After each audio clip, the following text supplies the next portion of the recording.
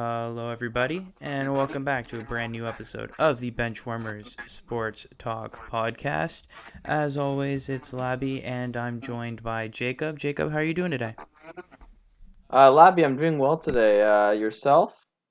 Yeah, can't complain. Doing well, and it's a good time to be a sports fan. There's a lot of exciting stuff going on, and the biggest thing to open up with is we are down to the final four in the NHL. And we're maybe a day late as game one's already taken place between the Tampa Bay Lightning and the New York Islanders, but tonight we see game one between Montreal and Vegas, and I think a couple of those teams maybe you'd expect to be here. A couple of those teams kind of coming out of left field a little bit, so it should be a couple of interesting matchups, and we'll start by discussing that, and then maybe get into some talk about the Euro Cup, which has also started up this week. So it's a big week to be a sports fan. So yeah, let's get right into the Final Four in the playoffs. And I mean, Jacob, what are your thoughts on these four teams being the last four teams left in the NHL? I think what the world needs least right now is like a Vegas New York finals. That would just be pretty brutal for everybody. I don't think anyone would want to see that. Like all these teams deserve to be here. Like they've been outstanding this entire postseason. Um, well, arguably Montreal has had their outstanding coming from goaltending, but these teams have been unreal to watch, and as much as I hate it, they all deserve to be there. I hate like the New York and Vegas. Like I said, those are two teams I don't think anyone really wants to see in the finals. But it's more than a possibility, which is maybe a little frightening for some. But other than that, like it's been fun to. I think this season, these playoffs have been pretty fun to watch. To be honest with you. Yeah, I mean, I think in spite of a lot of the officiating problems, which I know we've continually talked about, so I don't want to constantly bring that up. Uh, you know, I don't I don't see why people wouldn't want Vegas to do well or Vegas to go in the finals. They're a very exciting team to watch. They're a very fun team to watch. And I mean, I don't want to sit here and praise myself, but I called it at the beginning of the year. I called it at the beginning of the playoffs. I called it going in the second round. I Yeah, said I yeah. like the way Vegas match up against Colorado, and what happened? They won four straight after falling down 2-0. Um, but yeah, I mean, I think this Vegas team is a very exciting team to watch, and honestly, I wouldn't be surprised if well, especially now that we know that Tampa Bay are down 1-0 in the series. I think you have to think Vegas as the favorites right now to win the Stanley Cup. I mean, you and I have both agreed since the beginning of the season that the winner of the West, whoever comes out of the West, is going to win the Stanley Cup. And whether it's Vegas or Colorado, I still believe that wholeheartedly because they're just so deep and they've been playing so well. Um, I don't know. It's just, yeah, Vegas is fun to watch, sure. I don't know. It's just something about that team that just kind of rubs me the wrong way. It's like, it's nothing against the players because Mark Stone and Pacioretty are absolutely like they're unreal players, and like the credit they deserve is beyond like a lot of people and a lot of players in the league. But I don't know, it just doesn't seem the most like it just I don't I would rather see Tampa. The ideal finals for me, which is going to sound stupid, is Tampa Montreal. They've played before in the final. They've played before in the playoffs. I just like to see if Carey Price can really like shut the door, and I'd love to see Tampa just smack Montreal. To be honest with you, but yeah, I don't know. I'm probably pretty salty that Vegas beat the Avalanche, in which the Avalanche should have won, but because they decided to choke, they didn't. But other than that, like but yeah, you're right. Vegas is a really good team. They are, and they're fun to watch. But after, did you see that video on Instagram with the Vegas guys, like the fans taking the flag from the Avalanche fans? Yeah, I mean, I don't want to comment on that because I don't know the full story. Like, people were saying in the comments that those two Colorado fans were like being rude the entire game to the surrounding Vegas fans, and we're like, Sure. and so I don't know the full story, but yeah, it's definitely not a good look. On the Vegas Yeah, fans in that incident. But like I said, I mean, I don't know what happened beforehand. If it's true that those Avalanche fans were being equally disrespectful throughout the game, I'm not saying that makes what the Vegas people did in response fair, but but it uh, makes it understandable. yeah, like it feels like it was both ways between both fan bases there. Which I mean, the amount of fights that have happened in the stands just across all sports since coming back. Like we had the San Diego Padres fan knocking someone out in the Yep. crowd, and then we had the Phoenix Suns fan a couple of nights ago getting into a fight with some Denver fans in the crowd. It's like you'd think that with having no fans in the stands for so long that when they got back into the stands they would understand the importance of how great it is to be able to watch these games, but apparently not, and apparently fights in the stands are just happening more frequently now, which I mean that's just so stupid. But I mean, yeah, sure, cheer for your team, be a fan of your team, but like doesn't mean you have to knock out someone just because they don't cheer for the same team as you. But no, I can see how those kinds of And incidents would definitely rub people the wrong way. Also, like, I'm not going to sit here and say I'm a fan of Vegas, and I understand why fans from other teams in the NHL would not want to see them do well. I mean, they've been in the league for 4 years. They've made the conference yeah. finals in three of them. So, yeah, definitely, I can see why people would be frustrated that Vegas has achieved all of this success. But I think since we're talking about Vegas, I mean, you look at the team that they have and you look at how they got here. I mean, their goaltending, I think it's obvious that Marc-Andre Fleury is their guy, especially after Leonard in game one against Colorado did not play well. They went back to Fleury. He sort of righted the ship. I think Fleury's obviously their guy down the stretch. And then you talk about Mark Stone. I mean, kind of like how a couple of years ago people kept talking up Barkov and saying Barkov is so underrated. No one gives credit to how good Barkov is. I think that player has now become Mark Stone because I Yeah. know Mark Stone's been nominated for the he's been nominated for the Selke and he's getting credit for being that elite defensive guy, but Mark Stone also put up what like 70 something points this, like he's over a point per game guy. He was on like a Yeah. 90 100 point pace. Like this is a guy who can score at an elite level while also being one of the best defensive players in the league. I honestly think right now Mark Stone's playing like a top 10 player in the NHL, and I don't think people are talking about that. Obviously, Fleury's been elite in net. He's nominated for the Vezina. And while they don't have that standout defenseman, I know we've talked about Pietrangelo has struggled, but Shea Theodore has really stepped up as their best defenseman this year. Yeah. And even with Pietrangelo not playing at his best, they still have a pretty deep defensive core. Like, this is a very well-rounded Vegas team, and they suit the playoff style of tough checking and, being a tough team to beat. I think this is going to be a really tough team for Montreal to knock out. You're talking about what your dream final is. Honestly, I know it's not possible because they're meeting right now. My dream final would have been Montreal Vegas, so I'm just excited to see these two teams match up. I think Carey Price versus Marc-Andre Fleury is a phenomenal goaltending battle. I think these are two teams that are really built defense first, but also have some exciting players that can score. I know we've been talking about Vegas. What are your thoughts on the Montreal Canadiens? Well, we look at the Canadians and we look at the young guns, as in Suzuki, the Caulfield, who's really been playing well. He's a lot of people had skepticism with Caulfield coming in. Mill, he's overrated. Including myself, but he's really been shown that he's really the player that maybe Montreal had bargained for. Um, if it were up to me, I would say Montreal. Just to quickly say about Vegas, about Mark Stone, you said before, is he was also on a struggling Ottawa team for a few years. So and he really did well there. So yeah, so he's really the best player I think in the league, in the playoffs right now. But okay, yeah. So Montreal, their young guns they're gonna have to come through for them. There's just no question about it. If you put, say, Ryan Reeves' line with Corey Perry and Eric Stahl, you can have Perry go against Reeves any day. That'll be a fun battle to watch, and I think there'll be a lot of heated moments with those two. Um, but Perry's not going to get you a goal. It's very rare that Perry's going to be the guy you rely on to get you a goal. I mean, he's been scoring in the It's playoffs so far. I get your point, but I mean, it's happened so far.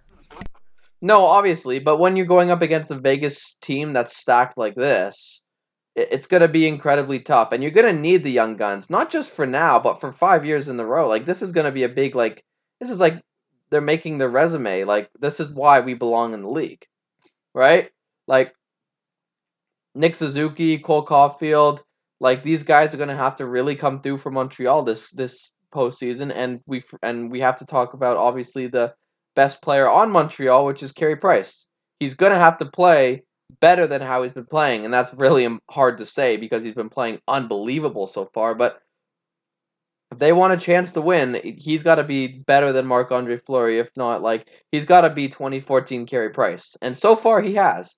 So it'll be exciting to see, and I think it's going to be more than just the battle of the goaltending. It's going to be battle of the veterans versus the young guns. So it'll be very exciting to watch. Yeah, no, absolutely. With respect to the Montreal Canadiens, and I'm not here to slander Carey Price. I'm just going to start by saying Carey Price has obviously been playing really well these playoffs, and I'm not trying to take away anything from his performance. But I think that the people who are saying, "Oh my God, Carey Price is carrying the Montreal Canadiens," and obviously Carey Price is the highlight of the team, and he's the guy who's going to get a lot of the recognition, and very deservedly so. But Especially if they win. oh, absolutely. I mean, I think we both agree if Montreal goes on to win the Stanley Cup, Carey Price is the Conn Smythe winner. There's no question about it.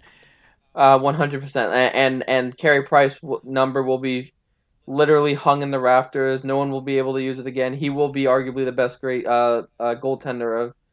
He will be arguably one of the best goaltenders in Montreal's history. Well, yeah, and when you consider Montreal's history, Yeah. that's a big accomplishment. No, definitely, and that's what I mean. I'm not trying to take away anything from his performance. I just want to give credit to the Montreal Canadiens, well, collective defensive unit, because it's not just their defensive core. Their forwards are also contributing well defensively. But this Montreal Canadiens team has been playing really well. Believe it or not, the Montreal Canadiens against the Winnipeg Jets series, since they started keeping track of expected goals for, and I know that the advanced analytics don't always matter, see the New York Islanders run, but the Montreal Canadiens were dominant on a level that had never been seen before. I think, if I'm correct, I saw something that said that this was the most lopsided series since they started keeping track of expected goals for. And every game, Montreal had at least 70% of the expected goals. And once again, Wow. I know expected goals don't matter. It's actual goals that matter. But if you have such a dominant advantage, like it's that much of a dominant advantage, it's going to show up on the score sheet, and that's obviously what happened because Montreal swept the Winnipeg Jets. And I mean, I think that obviously Carey Price makes the saves that he makes the saves that he's expected. Had a rough game in Game 4, but his team picked him up, and that's my point. Carey Price was great for 3 games, but even when he didn't play well, Montreal's team was able to pick him up, and I think that's the main difference between this year's Montreal team and previous year's Montreal team. Because in a previous year, that Carey Price Game 4, Montreal would have been blown out. Because if Carey Yeah. Price didn't have it, the team didn't have it. The fact that the Habs have been able to win games even when Carey Price isn't at his absolute best really speaks to how this is a different Montreal team. Shea Weber, look, he's not a top 5 defenseman in the NHL anymore, but he's still a very good top pair defenseman. Jeff Petrie is solid. Oh my God, his name's not Shabbat. It's oh Merrill. why am I Oh, blanking? Sherratt. Ben Sherratt. Sherratt. Yeah, Sherratt has been great this year. And honestly, Joel Edmondson needs to have more respect. This guy has had a phenomenal season for the Montreal Canadiens. He's been a great depth defenseman for them. And I think he's going to go to Seattle because you can only protect 3 defensemen. And it's going to be Weber, Petrie, and Sherratt. So I think Seattle's going to get a phenomenal defenseman in Joel Edmondson next season because he's had a great series for the Montreal Canadiens. Obviously, Philip Deneau as a shutdown center has been great. It'll be very interesting to see. I mean, I know you already highlighted Perry's line going up against Ryan Reeves. I think that's where Montreal has a huge advantage. I actually think Montreal has a deeper forward core. Vegas is just more top heavy. And to your point, I think Deneau, how Deneau is used and how Mark Stone is used is going to be very interesting because Mark Stone shut down Nathan McKinnon. Yeah, he did, and he did it every game. Every single game, he shut him down. And Mark Stone neutralized arguably the player that was at right now at his current form was playing as the best player in the world. McKinnon Yeah. was on another level this year in the playoffs, and Mark Stone absolutely neutralized him. So to your point about what's Caulfield, what's Suzuki, what are these guys going to do? Well, now they're going to have to do it not just on a huge stage if you're in the semifinals, but you also have arguably with one of the best defensive shutdown centers going up against you. I think this is going to be a phenomenal hockey, but also very low scoring hockey. I think this is a great series. And obviously, I'm picking Vegas because I've been picking Vegas to do well this entire year, and I really thought that Vegas would go all the way deep into the. I thought they'd come out of the West. I was obviously right about that, and I think that they do. They should beat Montreal, but I think you're going to see a lot of people saying, "Oh, Vegas in 4, Vegas in 5." I think Montreal has a very, very good chance in this series. I think this goes at least 6. I wouldn't be surprised if Montreal really test Vegas. I still like Vegas to win this series, but I'm definitely that's not disrespect to Montreal. That's just I think I'm just really high on Vegas. And I think Vegas will win this in 6 or 7 games. I think Montreal will really, really test them. I just think that Fleury can match what Price can do. And I think that the two teams are just so evenly matched up that everything that Montreal throws at Vegas, Vegas will be able to respond to. Time after time, I go against the Canadians. I say, it's not gonna happen. It's not gonna happen, and they've always proven me wrong. So, Labi, I'm making a bold prediction as a Leaf fan. I think the Canadians will win in 7. And I think Carey Price is going to steal not 1, not 2, but he's going to steal 3 games for the Canadians. And he's going to get peppered with shots. You and I both know that. Vegas can shoot, and they can shoot a lot. But I think that it's going to be Montreal. I think what'll happen is Montreal is so used, or Vegas is so used to scoring and so used to having their way and doing what they want. And I think Montreal, like you said, that defensive core is just going to frustrate them. They'll make some stupid mistakes. They'll let in 1 or 2 bad goals, like Fleury did against the Avalanche. You saw that goal where he tried to go across his body and he didn't make the save with the glove. I think he'll let in a goal like that again. Yeah, I mean, like And like I said, Price had that week game 4. Fleury had that week. I don't know if it was game 1 or game 2, but he let in a couple of soft goals in that one game as well. Yeah, which you're referring to. that was game 5. Game 5. Wow, I was way off. Yeah, but no, he definitely That's didn't all have the right. best game there.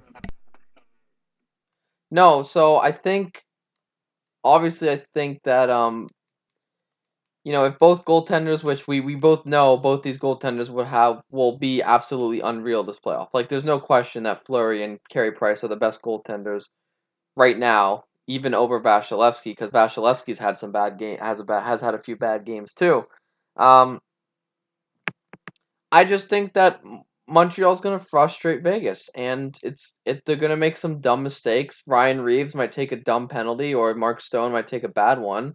Like, I wouldn't be surprised if that happens, if something like that happens. No, I can And definitely. I don't think it's. I mean, it's definitely picking the underdog, but I don't think it's as bold a prediction as some people are making it seem to be. And I definitely agree with you. Montreal has a very real chance in this series. yeah, it's much. I'm sure the Canadians are sick and tired of hearing the underdog, how they're the underdog, which I guess in this series they are. But I'm sure they're running with that underdog. Like, this could be one of the greatest Cinderella stories that we've had in the last, like, 10 years, 20 years even. Well, and to your point, also was it Vegas that lost to Dallas last year? It was Vegas who lost to Dallas in 5 Yeah, games. and so that was the series where Vegas forgot how to score, and Hudobin was phenomenal. Unreal. And well, he was phenomenal, and also Dallas played a really good defensive style. So to your point, we've seen the framework of how Vegas can lose a series like that, and there's no reason why the Montreal Canadiens' defensive-minded philosophy with Carey Price in the net can't replicate what Dallas was able to do last year. And so I think people are even forgetting very recent history of Vegas, in those 5 games scored like 6 goals all series. Yeah, they didn't score very many. And Dallas was able to win purely off of just elite defensive play. And if you look at how Montreal handled Winnipeg, it was very similar. Now, the one thing I do want to say, if for those of you who are watching this series, I am picking Vegas in 6, but my big thing in terms of who I think will win the series based on actually when I watch them play, Fleury and Price will save what they can see. They will save what they are expected to save for the most part. I know we talked about how they've let in a couple of soft goals, but if you want to score on these goalies, you need odd man rushes, you need 3-on-2s, 2-on-1s, you need screenshots, traffic in front, and you need, to your point Hmm. about Ryan Reeves, power plays. How did Yeah. Montreal? How did Montreal score on Connor Hellebuck? A lot of their goals were on the rush, or there were goals where Hellebuck didn't see the puck because there were 6 players directly in front of him. Huge screen. Also, deflections. Deflections are always a goalie's worst nightmare. Exactly. How did the Leafs score on Carey Price going way back to round 1? In fact, Both the goals, both the goals in Game 5 and Game 6 were off deflections. deflection goals. Exactly. So I think that's the team that wins this series is the team that is going to create more goals like that. And that's why I think it really is more of a toss-up than people think, because both of these teams have guys that are capable of doing that. Mark Stone can get to the dirty areas. Uh, you know, this Vegas team has a lot of grit. Same thing with Montreal. Tyler Toffoli, Josh Anderson, Corey Perry. These guys live in the blue paint. These are how you're going to win these types of games. And so I think that is the winner of the series is going to be the team that can score or create more of those chances, because whoever creates more of those chances is going to win the game because they're going to score more goals. Yep. And honestly, it's like we see this happen a lot. Is teams like Montreal who run with the underdog story and who run with that, like look what Carolina did a few years ago, bunch of jerks. Remember that?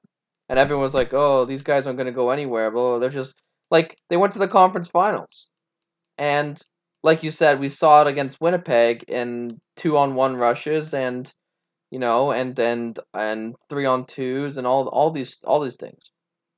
No, So absolutely, yeah. And the other thing is, like, you don't need elite goaltending necessarily, but you need good goaltending and good play. And if you look at the 4 teams that are left, as we'll pivot over to the other side, New York, Tampa, Vasilevsky has been great for Tampa. Fleury's been great. Price has been great. And both Sorokin and Varlamov, it seems like whoever the Islanders put in net's just playing phenomenally well. You need good goaltending in order to win the playoffs. You need a lot more than good goaltending as well, but you definitely you need your goalie to be at least playing well. And I think if we look at a couple of other teams, like not Pittsburgh, they got everything but goaltending. But that's not enough. You need goaltending is necessary. It's not the mhm. only thing you need, but it's definitely one of the things you need. And we've seen all 4 teams. And if we looking at the New York Islanders' path, because that's sort of the transition that I want to have, not like an apology to the Islanders, because I still think they don't deserve to be here because Pittsburgh should have beaten them. But you need goaltending. Pittsburgh didn't have goaltending. There's no excuses for that. The Islanders got goaltending. That's the reason they won in the first round. And in the second round, Tuukka Rask, I'm sorry to any Bruins fans who want to be critical of Tuukka Rask, fuck off. Like, Hmm. seriously. Like, name a goalie that has been more consistent in the playoffs over the last decade. There's one. It's Henrik Lundqvist. He was also injured. He was also playing through a torn hip labrum, I think it was. Yeah, and he just had surgery on it. Yeah, and Tuukka Rask was not the reason the Boston Bruins lost the playoff series. The Boston Bruins were outplayed by the New York Islanders.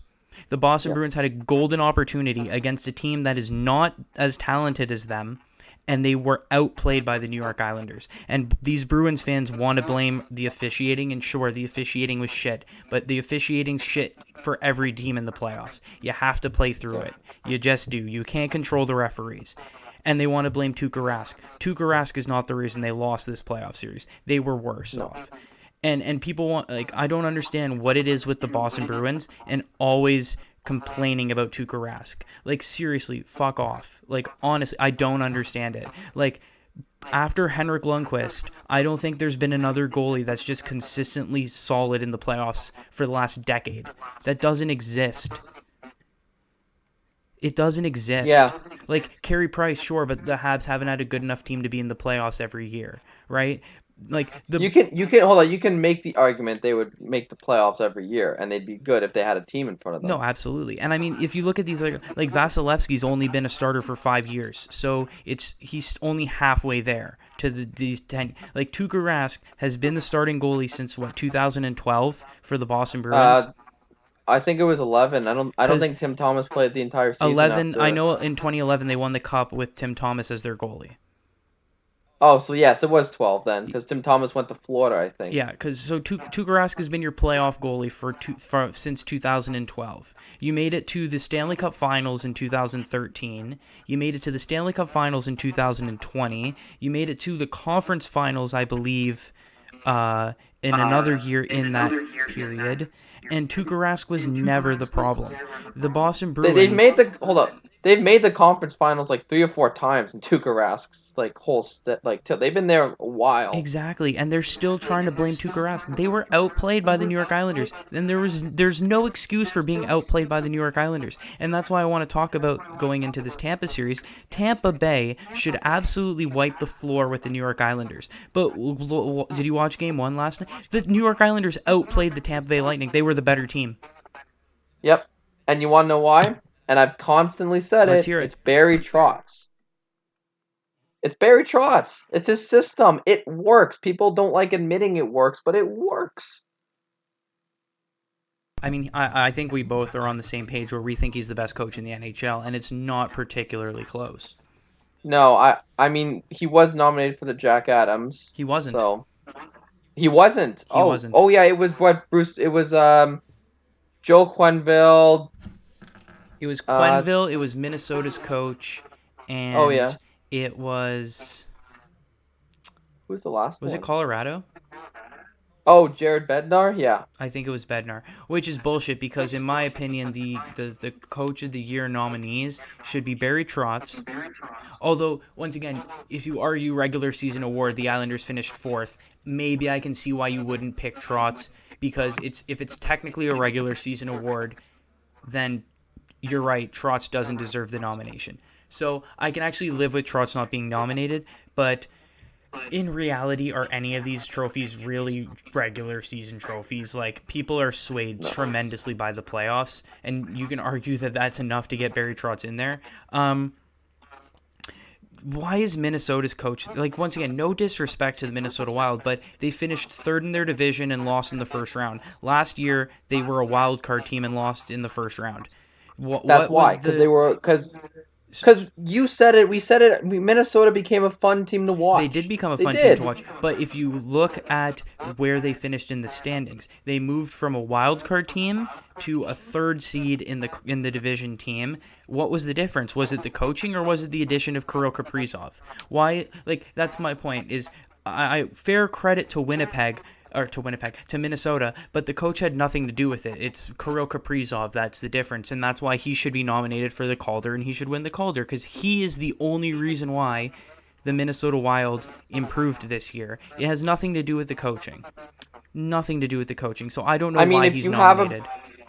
If you have a bad coach that doesn't know how to play his players, then there's going to be problems. So I think the coach at least knew what to do and stuff like that. But like, that's why. If you gave me Kirill Kaprizov, I'd be a good coach because I'd give him ice time. Like, that doesn't make you a good coach for recognizing he's your best player and giving him ice time. Like, that's like saying, oh, the coach of the Oilers should be a coach of the year because he plays McDavid 40 minutes a game. No, he doesn't. He's actually a bad coach because he doesn't know how to build a winning, like, he doesn't know how to create line chemistry with the rest of his team. Mike Sullivan absolutely snubbed. Remember, regular season award. The Penguins won their division, and at one point, their entire top six forward core were injured. If that's not coach of the year, I don't know what is. In arguably what was the toughest division during the regular season.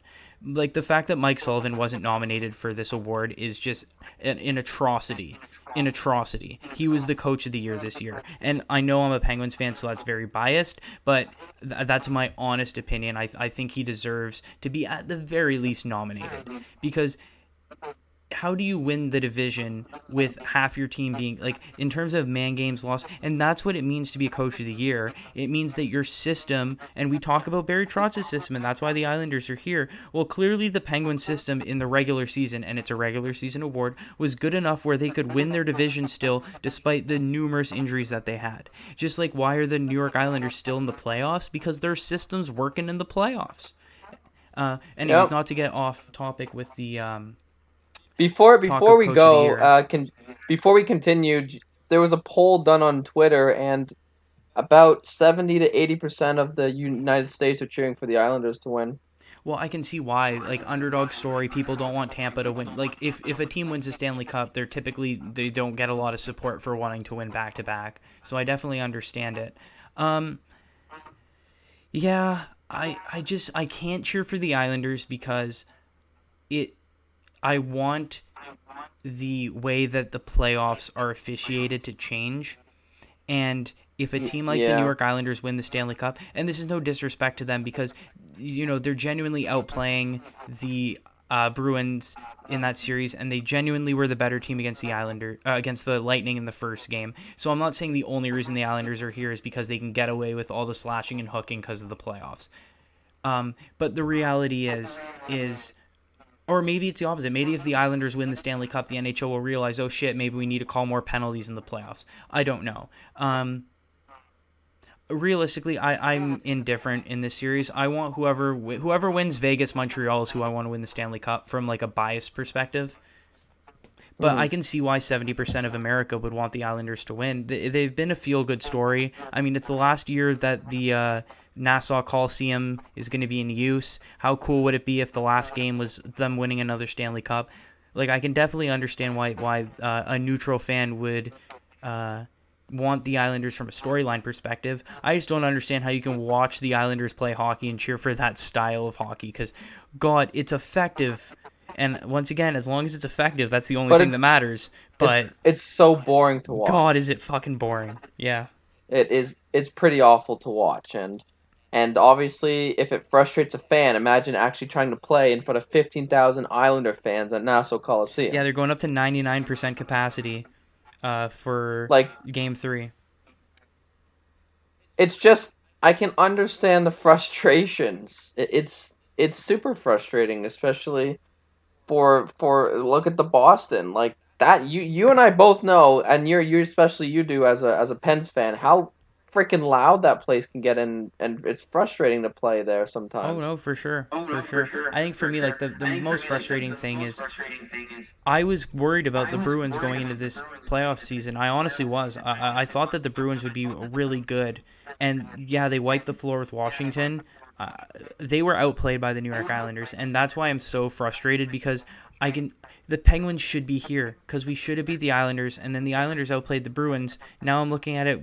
I guess the Bruins weren't as good as everyone thought they were, and this is, like, just such a missed opportunity for the Penguins because they should be there. They should be there, but it's the Islanders instead. And fair credit to the Islanders.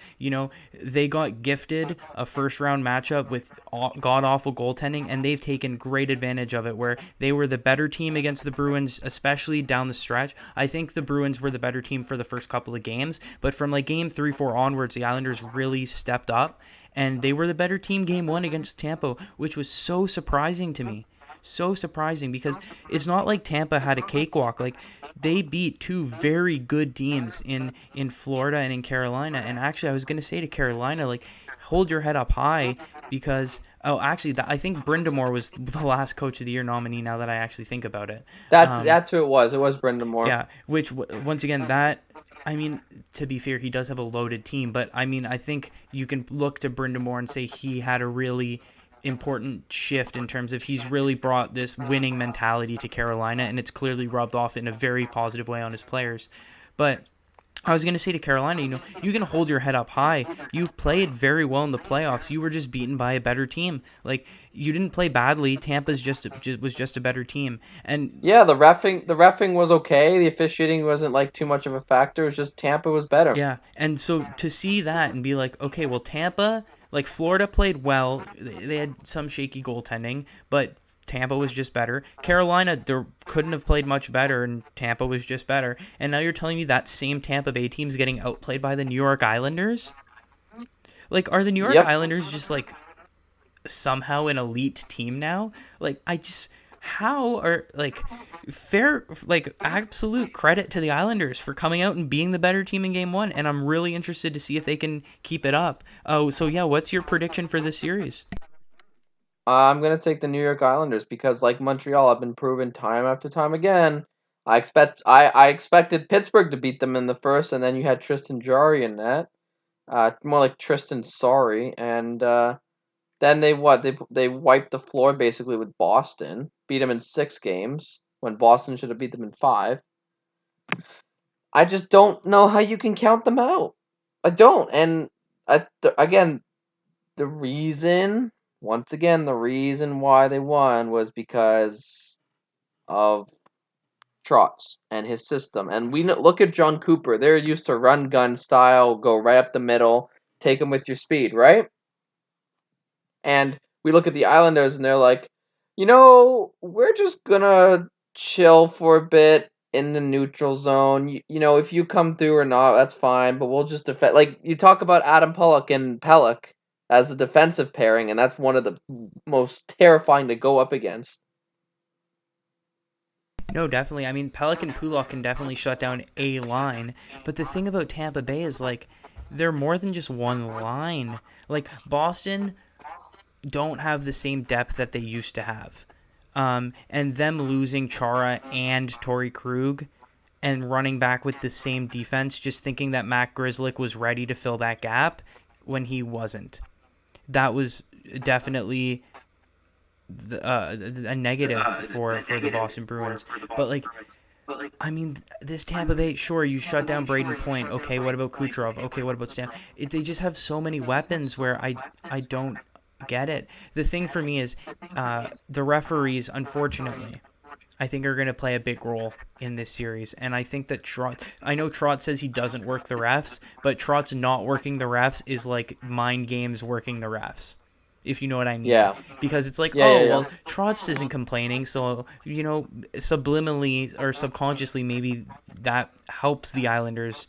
Because, I'm sorry, but the fact that the Islanders have this reputation of being a clean team that doesn't take penalties, they're the definition of clutch and grab. And once again, it's effective, and I'm not like, hey, it's effective. And if the refs aren't going to call the penalties, fucking get away with as much as you can. I'm not mad at the Islanders. I'm mad at the referees for allowing the system to work. And so for me, the big difference is going to be the power play, because Tampa Bay's power play is a cheat code. It's a cheat code. And if Tampa Bay gets enough power play opportunities, I don't see how the Islanders can stay in games. Because if the Islanders have a lead and they can sit on the lead, I think even a high-powered Tampa Bay offense is going to have a hard time breaking that team down. If the Islanders fall behind, or if Tampa Bay gets power play opportunities to catch up or to take a lead, then I think that's going to be very hard for the Islanders to get back in the series. I think the difference is going to be power plays. Now, with that being said, I think we both know what happens in the playoffs is the refs put the whistles away. Or they blow everything. There's no in between with the refs. Exactly. That's why, I mean, I'm going to still pick Tampa Bay. I think if Tampa Bay, I think if the refs start calling a lot of penalties, Tampa Bay wins this easily. I mean, granted, they're already down 1-0. So I think that if the refs start calling a lot of penalties, I think Tampa can win in 6 because I think they can win 4 out of the next 5, especially if their power play starts to get opportunities. If their power play isn't getting opportunities, then I think this could really go the distance, and the Islanders could really give them a very, very, very scary. Like the Islanders could really give them a scare here. Really give them a scare. I mean, I know I was talking earlier about how I'm picking Vegas, but Montreal has a very fighting chance. I'm picking Tampa, but especially with a 1-0 series lead, the Islanders have a very, very good fighting chance in this series as well. Um, It'll be two very interesting series to watch. Honestly, at first I was like, oh, these two series, what's the point of even watching them? The more I think about it, these are going to be some very exciting hockey series to watch. Yeah, and you literally hit the head, like you hit the nail on the head. Um, like it's gonna come down to the power play and who's going to be able to use the power play to their advantage. And so,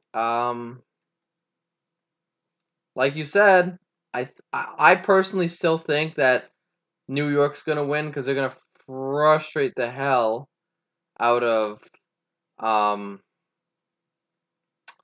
out of what's the team out of Tampa. But I honestly I could see if New York wins like this series, I can see them winning the cup. And Yeah, I mean, how terrifying would that be? this season just screams like a Montreal New York final. It just Yeah, does. like all of all seasons, this is the one to to have a final like that. And honestly, I would be cheering for Montreal Wow. because I really don't like the Islanders. Like I dislike them more. I dislike the Islanders more than I dislike the Montreal Canadiens because of the way that they treated John Tavares when he left and basically just how they play and how they act. I just don't appreciate it. It doesn't seem like very much like very good hockey to me. Yeah, I mean, also as So a Leafs fan, or Leafs Nation collectively, uh, I mean, it's already looking pretty bad because the Islanders have won 7 playoff series to the Leafs 0 since Tavares left them for Toronto. Uh, yeah, Lou Lamoriello's won 6 and playoff series Lou, and it would look a whole lot worse if Tavares leaves Long Island to go to Toronto so he can to compete for a win. Stanley Cup, and then the Yeah. Islanders win a Stanley Cup or I mean, already making a conference finals. They've been back-to-back conference finals is already a very good look on them. If they could make a Stanley Cup finals or win the whole damn thing, yeah, that whole John Tavares situation is looking a whole lot more toxic, especially because we talk all the time about the Toronto media. It's not going to be fun for the Toronto Maple Leafs to have to deal with those questions for the rest of their careers, basically, because you know that's And what's going to happen. Speaking of stupid and questions, did you hear that conference question to Nathan McKinnon? what a waste of a job. What a stupid ass question that was. Also, I love McKinnon's reaction where he just rolled his eyes and was like, "Next question," which Yeah, is because it was a stupid yeah, question. yeah. Like these guys are getting paid millions. McKinnon's getting paid almost 7 million, and he's got to answer something like that. Like, come on, bro. You're For not those of stupid. you That's for those of you who don't know, the question was pretty much along the lines of, do you think you guys are overthinking it, and do you think you go into next season just saying fuck it, don't think, just play? Like, that's such a dumb question because that's not even how it works. It's not over. Basically, the guy asked, "Hey, do you think your team should just completely forget about any sort of strategy or system and just play?" Like, no, no, I don't think we should do that. Um, like that's such a stupid thing to say. Especially because if you look at, we keep talking about how great Montreal and New York have been, and I think Vegas also have a system as well. I mean, obviously the Islanders are the biggest example of it, but it's very obvious that you need some kind of structure, you need some kind of system. It doesn't necessarily need to be as rigid as the New York Islanders system is, but you clearly can't just get a bunch of good players and tell them to play. That is not enough to win a Stanley Cup, and we've seen that every year, and we're seeing it again this year. Yeah, that's so. I mean, like, to think that he even like I'm in school for this. I could have asked a better fucking question than that. I think a kid Like, could have asked a better question. Even if a kid asked Nathan McKinnon like, "What are you planning to do this summer?" is a better question. yeah, like, what do you eat every morning for your pre-routine meal? Like, that's a better question than that stupid idiot. Like, it's dumb, and I can understand how like some athletes get super frustrated.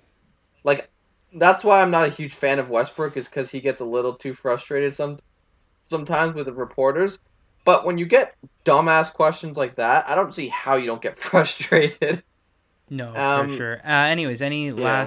any last thoughts on everything going on in the NHL before we wrap up with some soccer talk?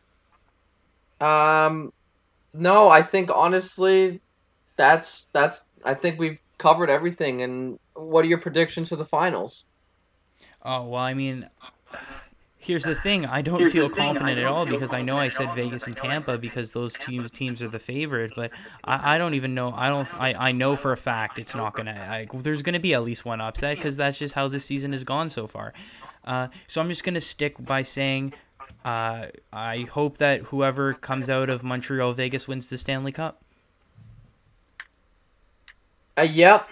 And knowing that it's probably gonna be Vegas, but you can't be surprised if Montreal does it. No, and it's fully a biased thing because, well, also as a Penguins fan, the fact that we're the only team to go back to back in the salary cap era, if Tampa goes back to back, that just ruins that whole legacy. So I don't want Tampa to win, and I also can't really cheer for the Islanders on principle. So hey, Montreal or Vegas, that's who I'm going to be cheering for.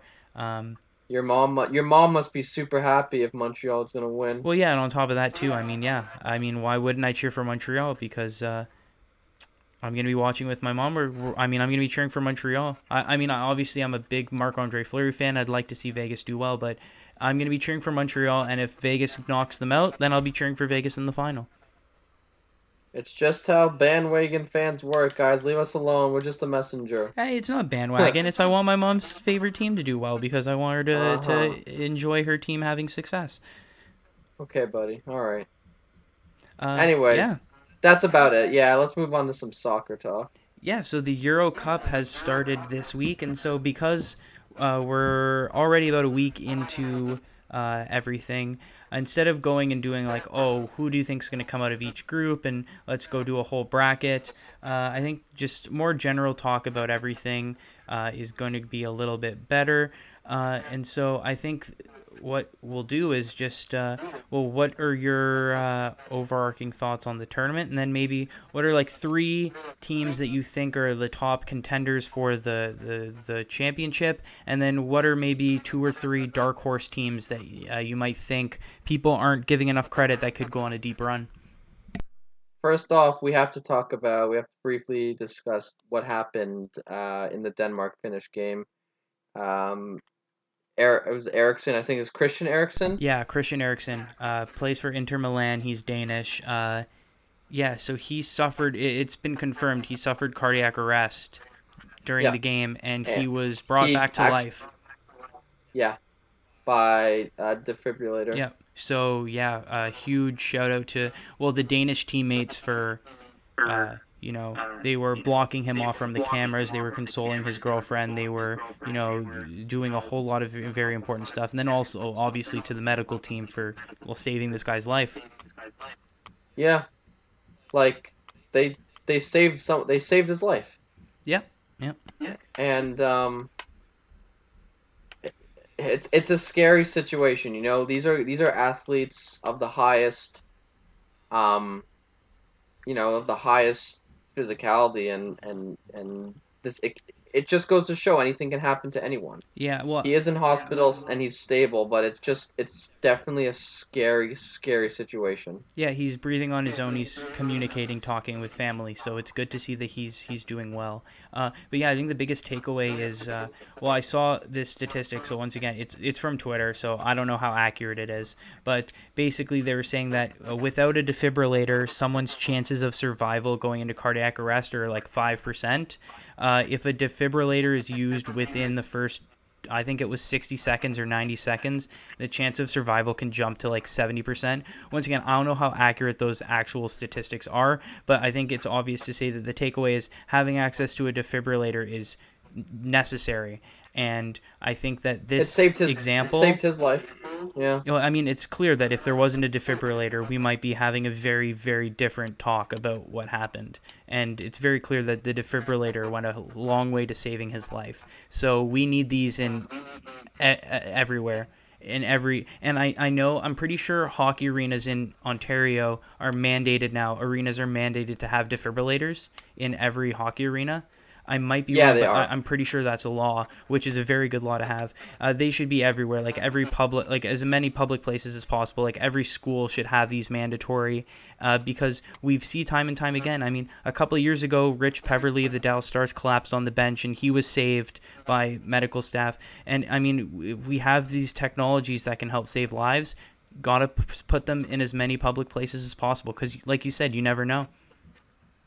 You never know, and with these athletes, like they really overwork their bodies to be able to make sure that they have the perfect.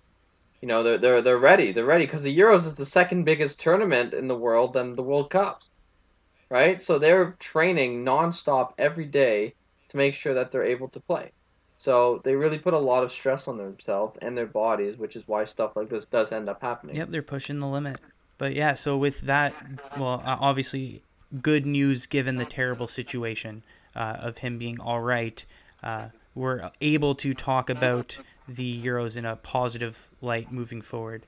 So yeah, who are your top three teams in terms of who can win, and then maybe a couple of dark horse teams if you have any as well. Definitely got to be Portugal, um, Germany, and France. I think those are my top three. Actually, I would argue that England's probably up there as top three instead. Um, th- these guys, these teams are just unbelievably good. It's so hard to bet against them. I'm just gonna pull up all the teams to make sure I know what I'm talking about. Yeah, no, I think But those are very good picks. I mean, France are the odds-on favorites to win the favorites. tournament. Obviously, they made the finals at the last tournament. They're the defending World Cup champions in 2018. They're a stacked team. I think that's like obviously a safe pick. Portugal are the defending champions. I think they're even stronger from that team 5 years ago because Euro 2020, even though it's 2021. And yeah, England also this year, I think it's the start of a golden generation for England. Now, a lot of their better players are young, and so that might be an interesting thing to keep an eye out for. But no, that's definitely another safe pick. I actually disagree with you on Germany. I think Germany are going to have a disappointing tournament this year, which might be a bold pick, but that's my bold pick. I don't think Germany are going to do well. Well, then you can argue that maybe Belgium's gonna do well because they've already beat Russia 3-0. Granted, Russia is just not a good team, but um, yeah, Belgium played great. I think Belgium played one of the most complete games so far this Euros, and I think so. Then if you get rid of Germany, which you would do, then you throw Belgium. I would throw Belgium in there I then was because gonna Belgium, say I think, you is just named my top three team. My top three competitors this season are France, Portugal, and Belgium. I think those are the three teams that have the best chance to win the tournament. If I was to extend from 3 to 5, I think after those three, I would go England and Italy as the next two. I think people aren't giving the Italians enough credit. They're coming in.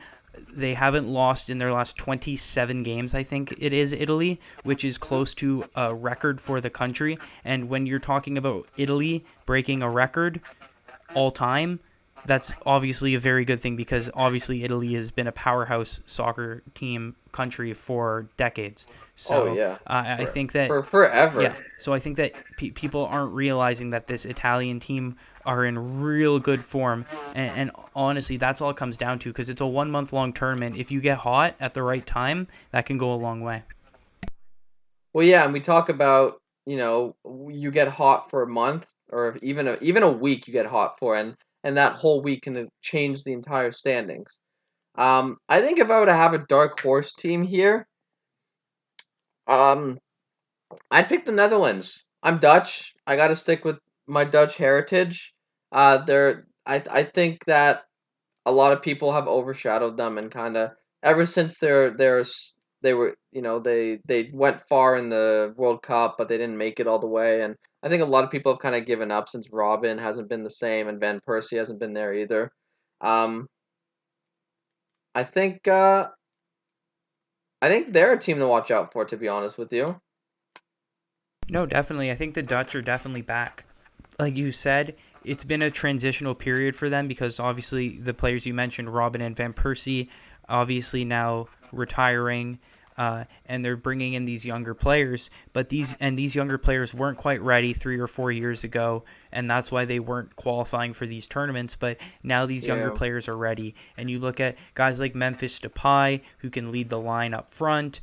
You have guys in the midfield like Frankie de Jong. You have guys like Mhm. De Vrij. Sorry, my pronunciation of these names are going to be terrible. I think it's De Vrij. Defensively, obviously Van Dijk, who's arguably the best defender in the world, is a huge loss for the Dutch. And I think if Van Dijk was healthy at this tournament, you'd be a lot of people would be picking them as potential champions. But no, I definitely agree with you. I think this is a Dutch team that certainly has the capability to go pretty deep into this tournament. I just think a lot of people have kind of overlooked them since they were last. Like, yeah, like the Van Persie Robin. I think a lot of people are still stuck in that era. But I mean, it's hard to say this team. This is why I have them as a dark horse. Is because, like you said, Van Dyke's not playing, and that's a huge blow to their team. But it's not their entire team. Um, so I can see the Netherlands making some noise. I cannot see them winning the entire thing. However, it'd be great if they would. No, To be honest with I you. think, like you said, it would be an outside pick, but I think that's the whole point of having a dark horse. If I could pick mine, um, well, my dark horse in terms of a team that could go on and win the whole tournament, I think is Italy. I mean, it's kind of stupid to, but I think dark horse in terms of teams that could win the tournament. When you look at the Netherlands and Italy, obviously no one's calling them a dark horse or no one's calling them like a team that no one would think about, but they're certainly not looked at this year at least in the same way that people are looking at France or Portugal or England in terms of winning the tournament. So in terms of a dark horse that could win the tournament, I'll go with Italy. In terms of a dark horse that I think could go on a deep run, and I mean, I picked them to go very deep beginning of the tournament. Obviously, they lost their first game 3-2 against the Netherlands, but I'm really Yeah. high on Ukraine. Really high on Ukraine. I think that they could go really deep in this tournament. I think that they weren't at their best against the Netherlands, and I was really disappointed that they sat back after tying it up 2-2 and let the Netherlands attack, and ultimately they scored that 3-2 goal. I think that Ukraine is a team that I think could go on a deep run to like a potential quarterfinal, even semifinal, out of nowhere. Kind of like So that kind of like what Iceland did a few years ago. Yes, exactly. Or like what Wales did, making it all the way to the semifinals at the last Yeah. tournament. And then in terms of an underdog dark horse team that I don't think could go very far, but in terms of a team that no one's really talking about that I think could get out of the group stages, is Slovakia. And they won their first game today against Poland 2-1. And I think that they're in a wide open group with Spain and Sweden, as well as Poland and Slovakia. They already beat Poland, and now it sets up a game against Sweden where if they can beat Sweden, that will put them second place in the group. I'm not saying that they'll be able to beat Spain or that when they come out of the group that they'll be able to beat one of these big teams, but for a country like Slovakia to finish runner-up in a group and make it to the round of 16, that would be a huge accomplishment for them, and I think that they're capable of doing it. That's that is definitely a team I was not expecting anyone to pick as like a dark horse team. Like I'm all for it because I think it's more than possible. I don't see it happening. Like if it does happen, that'd be great. But I don't know. No, for I sure. think It's a obviously a team. lot easier to say that now knowing that they've won their first game. Yeah, I think a team that actually might make a deep run is Denmark. I think they're going to play around Eriksen's injury, and I think they're going to play for him. I was And I really, think they have. yeah, I was really high on Denmark, but like they lost their first game to Finland, and once again they get a pass for that. And the fact that they replayed that game the same day, continued it, I think is disgraceful. I think that UEFA should have said, "Hey, we'll reschedule this game at another day." Just you know, You, you've been through you know it was enough. the players who wanted to play, right? I know that the players like they want to, but realistically they weren't ready, and the UEFA shouldn't have even given them the chance to say we want to play. They should have just said, hey. Well, even if it's just one day does make a huge difference. Like, hey, just you went through a traumatic experience, you know? Uh, Yeah. Watching someone almost die before your eyes is a very traumatic experience, and for them to, they get full credit just for showing up and continuing to play that day. Ultimately, I want to agree with you, and I want to say that, oh yeah, Denmark will rally around them, but the reality of the situation is Finland's the weakest team in the group, and they've already lost to them. It's going to be very hard for them to recover from that and I, get themselves again, into a good, because there's only 3 games in the group stages and they've already I lost one, understand. and Russia and Denmark are tough opponents, or sorry, Russia and Belgium are tough opponents. I don't see them beating Belgium, and I don't know if one win against Russia, 3 points, is going to be enough for them to get out of the groups, and even if it is, then it'll be as a third place wildcard team, and they'll be facing a powerhouse team in the round of 16. So I want to agree with you, but unfortunately that loss to Finland really ruins their tournament. I mean, I only disagree with you in that because of the circumstances regarding that game. And had that game gone differently, had he never got almost die, and obviously Eriksen's the best player on Denmark. There's no arguer there. That game could have gone very differently, and they only lost 1-0. No, for sure. I definitely agree with you. I think that if that never happens to Ericsson, Denmark win that game and they could go on a really deep. I mean, I filled out a bracket before the tournament started. I had Denmark making it all the way to the quarterfinals. I don't feel the same way, obviously, given everything that's happened. But no, I definitely agree with you. Where I think coming into this tournament, Denmark would have been a very, very good dark horse pick to have. Unfortunately, who would have thought that any of this would have transpired? Well, yeah, obviously no one ever predicts something as scary and as dangerous as this happening, but I still think Denmark's gonna Denmark's gonna make some Hey, noise. I'd love to see it happen. I'm a huge Kasper Schmeichel fan. He's Denmark's goalie, and I'd Yeah, love to see them rally around Eriksson and go on a run. I would absolutely love it. I would absolutely love it. Yeah, for them if they go on and beat Russia and beat Belgium in for their last 2 group stage games, I'd love to see that and love to see them go on a run. And I sincerely hope they can do it. As a realist, I just don't see it. But like I said, I'd no, love to see it happen. obviously not. Obviously, as a realist, you don't expect it to happen because it's Belgium and Russia. But if it does, that's a lot of Oh, momentum, for and sure. that's a lot of No, like I definitely that's agree. a lot. Yeah, and that gives like we saw what happened in Iceland, how like they were greeted after their exit at the World Cup a few years. Or was it Euro World Cup? I think it was World It was Cup. the Euros. It was the Yep. Euros. Like the fans really do make a difference, man. Like we talk about how not having fans in the stands for um for the playoffs, and now how they're back. A lot of places are back to 100%.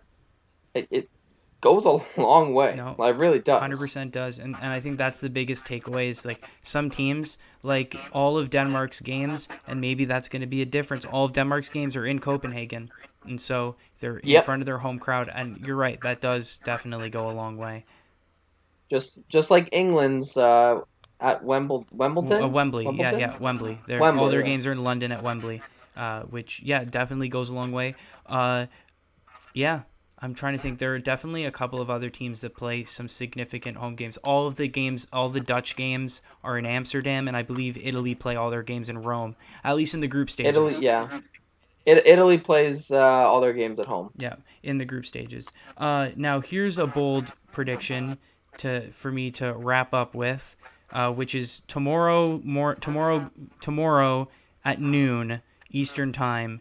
Hungary against Portugal, and then at 2 p.m., France against Germany as that group of death starts. My bold prediction, like I said, I don't feel confident for Germany. My bold prediction, Germany lose to France, Germany lose to Portugal, Germany tie Hungary, they finish with 1 point and are knocked out at the group stages. That's my bold prediction. Whoa, that is a very bold prediction. But well, all for bold predictions. Like if they who do they play? They play Portugal, which is probably a loss Portugal, because it's France, and Hungary. And Portugal. I think Portugal and France are losses, and I don't think that's too bold of a prediction to make because I think those two No, countries are just better. Obviously, it's very bold for me to say that they will tie Hungary, but that's what I'm going with.